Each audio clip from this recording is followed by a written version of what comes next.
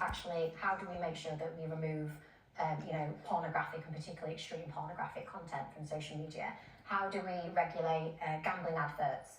How do we deal with racism, homophobia, and other forms of hate speech, right? But given that the question is, should we ban social media for under 16? No, but I think... Do you think we should or we shouldn't? No, but the point I'm trying to make is I think the question is much broader than that. There is an issue, if you set up a TikTok account in the profile of a teenage boy, it takes 30 minutes before extreme misogynistic content is promoted to that user. So what I'm saying is I don't think simply banning social media for a particular age group is the issue.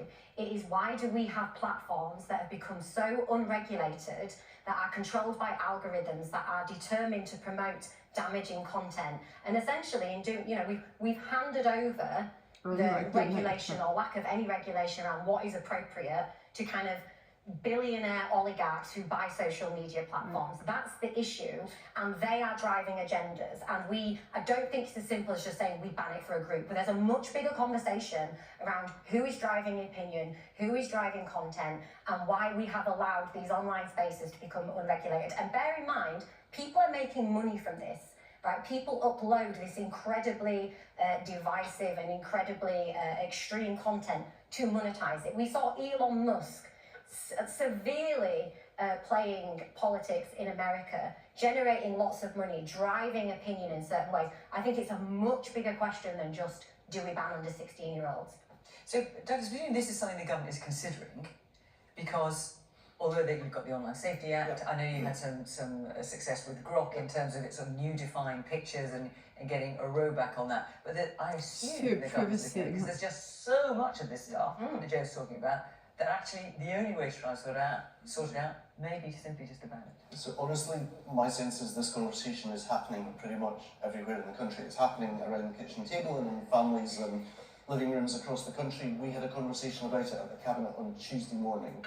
Without breaching Cabinet confidentiality, one of my colleagues said, if the content that arrives on a kid's phone was posted through the post and you could open up and look at it, would any of us as parents want our kids to see that? I think in addition to that very basic point, one of our real challenges is, how do you parent effectively? We wouldn't leave our kids to wander about a strange city to meet an unknown stranger, and yet that's exactly what can happen with social media through their phones when they're sitting in their bedrooms. So I think we have a responsibility to look at this. Formally, we're having a consultation that will run for 3 months. The Prime Minister's already spoken to Prime Minister Albanese, where there's been a ban in Australia.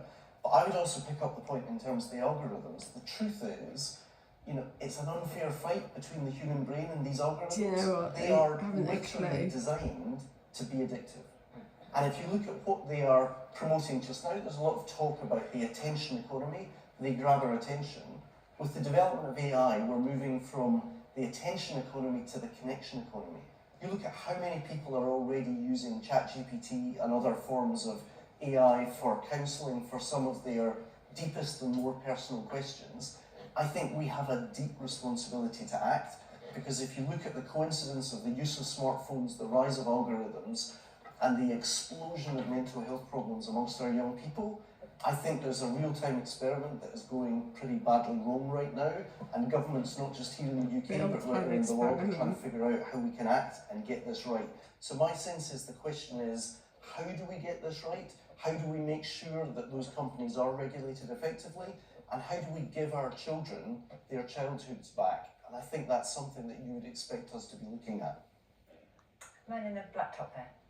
Yes, you got my So, in reference to you've discussed banning social media for under 16s, and you've touched on artificial intelligence, and we've seen in this month of January with XAI and Grok, and it's disgusting, frankly, undressing of women and the damage it's done in that regard. Do you think that there needs to be greater safeguards in relation to artificial intelligence? And in fact, do you think this ban should be extended to under 16s in regards to artificial intelligence? What, and not allowing under 16s to access AI? Constantine? On both things? I think actually, surprisingly, a lot of sense has been spoken on this so far. my wife has become, in relation to our son, a complete screen Nazi. He hasn't seen a tablet or a phone, and I don't think will for some time. And how old is your son? My son is about to be 4, but I don't think he'll be seeing those things for ages. I'd be in favour of banning phones from schools. I think there's plenty of evidence now, as Douglas says, that this has been an experiment designed by addiction specialists that has been unleashed on vulnerable people, which is what all children are in that respect. I think the evidence is very clear that if you are a parent that takes a phone away from a child, they react as an addict would to having the drug withdrawn. That is the level of addiction it's causing. So I think it is a very serious issue. And by the way, I agree about, there's obviously terrible content that gets shown to people on all kinds of platforms. And that's an issue, but that isn't the only damage that's being done. Even when they're engaging with relatively innocuous content, the addictiveness of it, even when you're looking at normal things for 10 hours a day because you can't stop it, that's not a good thing. So absolutely, I would ban phones in schools, and I'd actually start there because of the impact that's having. And then social media, the issue with this is how do you implement it? Because then it means you have to get every single person to verify their identity, and there's privacy issues. How do you with that. implement it? And of course, globally, there are people who would have to verify their identity. If you're a freedom activist in Iran, you've got to submit your passport to Facebook or X, and now you get hacked, and now you get exposed. There's a lot to do with the implementation of this. But the broad thrust of it, absolutely ban phones from schools. And social media is not good for kids. We know that now, and we've got to be sensible about it. And what about this point about AI? Because you're taking it much broader, aren't you? Yeah, well, I don't know that, look, children should be getting supervised internet access. It should be supervised. And I think the one thing I would say as well is we've discussed the failures of government all night tonight, and I don't think that's likely to change in the next couple of years. So as parents, I think what we should actually be doing is taking way more responsibility and saying, I, as a parent, am going to design the way that my children interact with the internet in a way that is going to be good for them, because they will need to. I mean, AI is a powerful tool, and they need to learn how to use it, not least because when we're older, they'll be able to show us what to do on the internet. So we need to have our children be able to use the technology, but I think there's such a thing as age appropriateness, and internet access has to be supervised for children under a certain age. I think it's a no-brainer, really.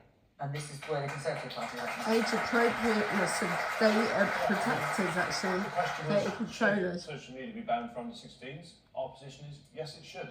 Very simple, very straightforward. That's been Kevin's position. It wasn't originally the Prime Minister's. He has now announced this consultation, so hopefully there'll be another U-turn.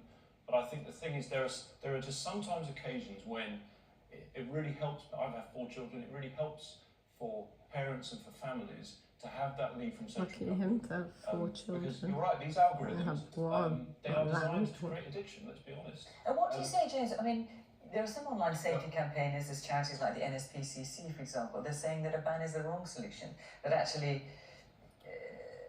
it would push children into using online spaces that are even less safe. Do you have any truck with that argument? I see where they're coming from, and that would be a concern. But I think that you have to start with the ban to have that enforced. There are going to be other technological questions that come along with this. I think you're talking about what's called the dark web. Understood. So you have to work with the companies, but ultimately there has to be a clear direction from the centre about what we think is the right thing to do. These are children we're talking about. Our position is ban them from social media because it's harmful to them. Joe, I've got about 15 seconds left. I know you want to Yeah, say I just think this is kind of epitomising what I'm saying, which is an easy fix is to just ban under 16s. I think there's a much bigger discussion to be had about the dangers of the algorithm and what we see online.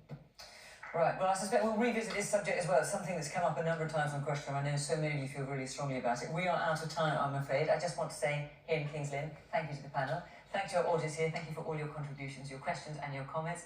And of course, thank you to you at home for watching. Remember, we are in Dorking and then we're in Bristol if you want to come and be part of our audience. But for now, from King's Lynn, from all of us here, bye-bye. Bristol.